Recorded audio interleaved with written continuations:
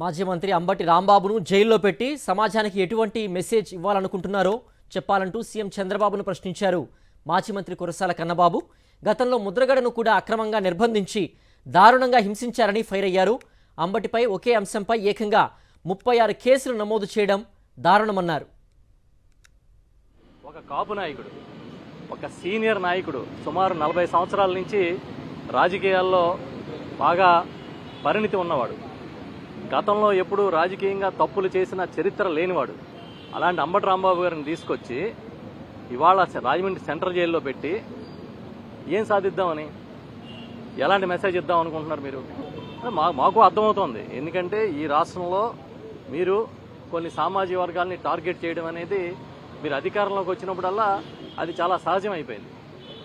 ఇక్కడే ఇదే జైలుకి ఆపోజిట్లో ఉన్న ఆ రోజు జనరల్ హాస్పిటల్లో 2014-19 మధ్య ముద్రగడ పద్మనాభం గారిని కూడా అక్రమంగా నిర్బంధించారు, చాలా దారుణంగా హింసించారు.